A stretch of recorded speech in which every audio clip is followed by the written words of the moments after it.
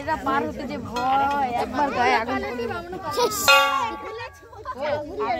আমরা দৌড়া চলে যাবে, একদম দৌড়া যাবে ট্রেনের মতো।